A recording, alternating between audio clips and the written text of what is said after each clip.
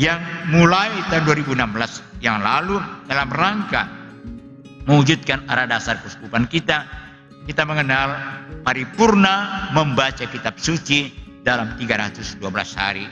Dan pada hari-hari ini kita hidupkan kembali.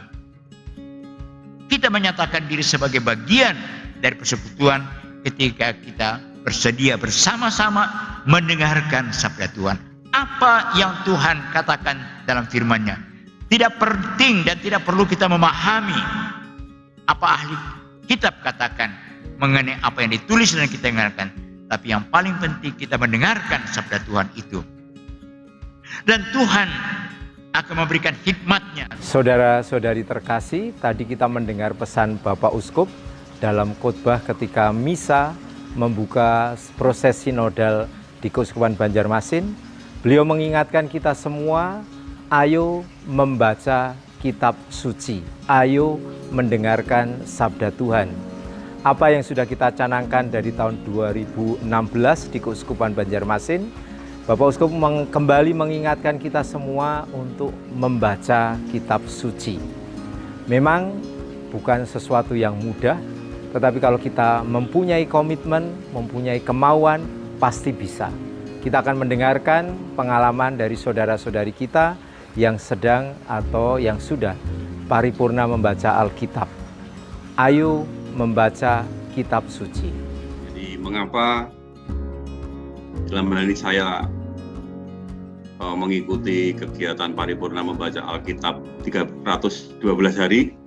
Satu, ini menjadi tuntutan kami karena ini sebagian dari kesempatan saya yang sudah 50 tahun ini ternyata sangat kesulitan untuk secara mandiri bisa paripurna membaca Alkitab. Itu yang pertama. Yang kedua, sebuah kesempatan yang luar biasa bahwa Delegatus Kitab Suci Keuskupan Banjarmasin menyelenggarakan secara online. Meskipun kami punya keterbatasan, yaitu sinyal yang terkadang tahu-tahu tidak bisa kami temukan sinyalnya, lalu di waktu lain kami akan mencari di YouTube begitu.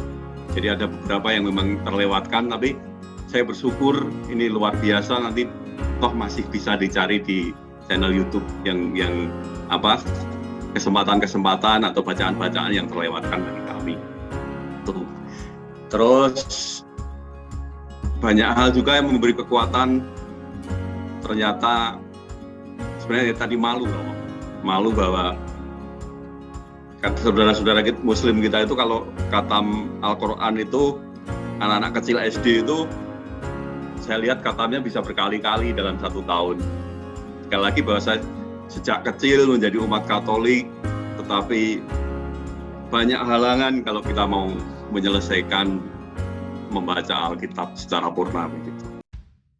Jadi ini kesempatan emas. Pengennya sih ikut terus, cuma kadang pas semangat ikut sinyalnya yang ngambek. Pernah kami uring-uringan karena sinyal. Jadi ini niatnya ada, setannya banyak. Tapi pengennya itu banyak karena sebenarnya selain ingin tahu juga, belum khatam juga malu sebagai orang Katolik seperti yang dikemukakan bapaknya. Saya juga penasaran dengan keseluruhan Alkitab itu. Saya memang belum secara penuh, walaupun baca ruah kan kami kegiatan rutin sudah, maksudnya itu merupakan kebutuhan harian, kami ikuti di ruah. Cuma kan karena ada program dari Romo itu kan alangkah bagusnya begitu. Jadi kami sebenarnya ingin konsisten ikut. Kami mengimani bahwa kitab suci itu adalah Tuhan sendiri yang bersabda pada kami. Jadi itu bagian dari kerinduan kami. Kami tetap ingin dekat dengan Tuhan melalui sabdanya dalam kitab suci. Itu kerinduan. Jadi triknya ya tetap selalu berusaha ikut.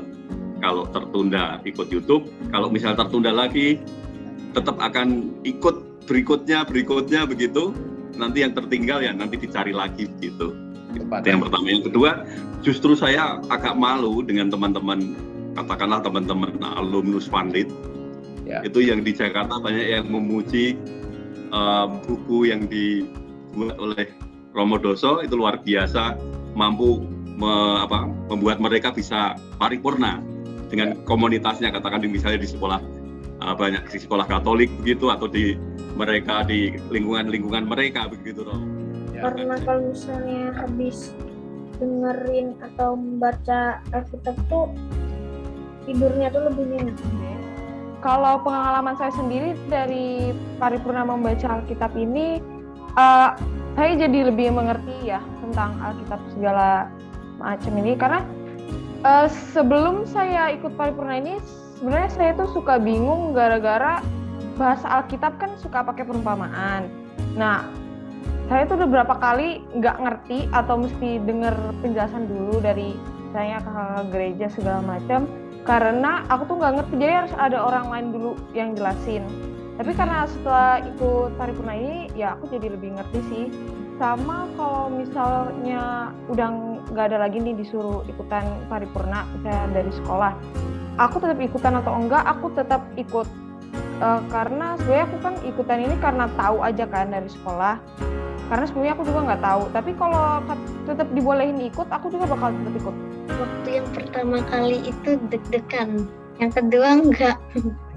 Awal ikut itu karena ingin mengisi kekeringan dalam rohani. Jadi di situ saya merasa apa sih yang bisa saya lakukan. Nah, jadi kalau rutin seperti ini ada tantangan tersendiri, lagi kita bersama-sama ya. Jadi ada semangat gitu ya. Jadi nggak berhenti di tengah jalan. Nah, jadi dari sini sih saya belajar itu ya, untuk tekun, belajar untuk patuh, dan belajar untuk prioritas, Romo. Dan di sini juga saya belajar waktu malam hari ini meluangkan waktu lebih untuk Tuhan, dan saya bisa mengendalikan waktu saya lebih ke hal-hal yang lebih rohani. Nah, kalau dulu kan mungkin ya terseret dengan hal-hal duniawi, sekarang sih lebih banyak waktu untuk hal-hal rohani ya. Apalagi setelah membaca ini saya bisa tertantang harus selesai nih sampai paripurna bersama-sama teman-teman yang berjuang bersama-sama di paripurna ini. Dan bagi saya ini merupakan ya mempertebal iman saya. Semakin saya bisa menggali lagi ajaran-ajaran Yesus, walaupun saya sudah khatam ya, tapi saya tertantang untuk mendalami lagi, baca lagi kedua, ketiga kali. Itu bagi saya pemahamannya beda gitu. Jadi lebih dapat remah gitu dengan baca sering ya, berulang-ulang. Dan bagi saya ini hal yang baik, karena bagi saya dapat hal yang bermanfaat bagi saya. Dan di waktu yang walaupun malam, tapi saya merasa itu waktu yang saya ya waktu malam untuk pengendapan, sekaligus setelah pengendapan dan tidur itu enak gitu. Jadi waktu untuk jam segini sih bagi saya oke aja. Setelah itu kan dapat berkat juga dari Romo, dan itu sangat membuat saya menutup hari ini dengan penuh kedamaian. Kalau saya kan kepingin anak-anak itu memperdalam imannya, jadi dengan ikut sekolah minggu, ikut kegiatan rohani. Kadang saya kalau ada seminar apa itu saya ajak gitu ya anak saya. Sering gitu ya, mama lagi apa, ikut apa, dia ikut dengar di sebelah saya gitu. Dari situ saya merasa, oh anak ini ternyata punya kerinduan untuk hal-hal yang rohani seperti itu. Jadi masalahnya saya ajak juga, jadi sekaligus saya membaca, Valeri juga membaca, kan kita nanti sama-sama bisa bareng khatam gitu. Itu sih yang saya harapkan, supaya itu tadi waktu luangnya itu nggak untuk hal-hal duniawi aja, tapi juga untuk hal-hal yang rohani. Itu yang saya tanamkan. Kadang kalau misalnya pas ada kegiatan lain gitu kan, sempat juga mereka harus menyelesaikan tugas atau apa gitu, saya bilang nanti baca sendiri gitu ya. Jadi ayatnya hari ini didengarkan dari ayat ini sampai ayat ini. Jadi saya memotivasi mereka supaya itu tadi Romo, untuk tekun dan juga harus komit gitu Romo. Ya, tapi ya proses mau anak umur segini, tapi ya itu saya lihat dengan kita memberi contoh, anak-anak itu akhirnya ikut. Dan ketika saya mengikuti paripurna kegiatan Zoom ini, saya tahu bahwa selama ini saya kurang dalam baca Alkitab ini. Saya tahu bahwa membaca kitab itu penting. Jadi mungkin pemahaman saya kurang dalam membaca Alkitab. Setelah saya membaca, oh rupanya ada yang seperti ini dalam Alkitab. Apalagi sewaktu kita ada mengalami kejadian sesuatu ini, saya alami ketika saya mengalami keadaan di bawah. Sewaktu itu ada bacaan tentang Ayub, itu ketika saya langsung ini kenapa sesuai ya sama yang dialami? Kok bisa tahu Tuhan ini? Padahal kan di situ lagi kegiatan Zoom paripurna membaca. Jadi saya tahu bahwa kegiatan paripurna membaca Alkitab ini sangat penting untuk kegiatan rohani saya secara pribadi. Saya melihat respon anak-anak ini bagus ya, karena kan tidak semua kita membantu mereka untuk membaca kitab suci. Dengan media Zoom bahwa mereka masuk dalam kegiatan ini sedikit tidak membangkitkan semangat mereka, minat mereka untuk membaca kitab suci. Ya, secara tidak langsung literasi kitab suci ya. Nah, dan itu mereka merespon karena juga berhubungan dengan pendidikan karakter. Pendidikan karakter yang kami tanamkan, kami ajarkan di sekolah setiap hari Sabtu. Nah, dengan demikian kami harap bahwa walaupun hanya 6 hari mereka ikut dalam kegiatan paripurna, kita harap bahwa walaupun tidak ikut kegiatan paripurna di rumah ataupun di sekolah, mereka tetap membaca kitab suci dan mencintai firman Tuhan. Demikian juga Bapak Ibu Guru, kami menganjurkan bahwa sebelum memulai pembelajaran itu memang kita membaca kitab suci. Seperti Bapak Ibu Guru, setiap jam 7 kami doa bersama membaca kitab suci dan kita berdoa. Nah, ini hal-hal yang baik yang harusnya ditanamkan untuk semua sekolah, hal-hal yang berkaitan dengan pendidikan iman anak. Kami mengajak anak mengikuti paripurna membaca kitab suci bukan sebuah kewajiban, tapi kesadaran bahwa firman Tuhan itu justru meneguhkan, menguatkan iman mereka. Karena biar bagaimanapun kita sebagai siswa, sebagai guru itu membutuhkan kekuatan dari firman Tuhan. Dan puji Tuhan anak-anak itu mengerti, memahami apa yang kami sampaikan. Walaupun kadang bahasa yang kami sampaikan itu tidak seperti kalau mau berbicara, kami paham. Tapi kami menggunakan bahasa anak-anak yang mereka bisa mengerti. Bahwa dengan membaca firman Tuhan, kamu pahami, kamu mengerti, itu kamu bisa mengaplikasikan dalam kegiatan kamu sebagai seorang Kristen. Hal-hal demikian itu membuat mereka sadar, ternyata memang ya, dengan firman Tuhan mereka itu justru dikuatkan, diteguhkan untuk lebih berkembang sebagai anak-anak Kristen yang militan. Di dalam kegiatan paripurna membaca Alkitab ini, membaca Alkitabnya tidak sendirian, jadi bersama-sama itu lebih menyenangkan, lebih termotivasi untuk paripurna membaca kitab suci ini. Di Kota Baru jaringannya agak susah, jadi kalau listriknya mati, wifi-nya mati, tidak bisa jaringan gitu. Saya lari ke depan ke jalan raya. Saya biasanya itu mengusahakan jaringan karena kalau YouTube pun tidak sampai. Saya mengajak orang tua saya untuk ikut bergabung di Zoom paripurna membaca kitab suci ini. Jadi sekarang saya bersama kedua orang tua saya mengikuti kegiatan paripurna membaca kitab suci lewat Zoom. Jujur senang karena kami jadi punya waktu bersama, karena ayah kan juga sering tugas, jadi untuk waktu bersama keluarga itu kurang. Dari kegiatan membaca kitab suci ini, kami setiap malam berkumpul di Zoom, di HP masing-masing, di kamar yang berbeda, tapi kita dalam satu room yang sama. Semoga teman-teman yang lain bisa mengikuti kegiatan paripurna membaca kitab suci ini, karena di dalam room ini kita bisa membaca kitab suci bersama, tidak bosan, teman-temannya banyak, bisa saling menyapa satu sama lain.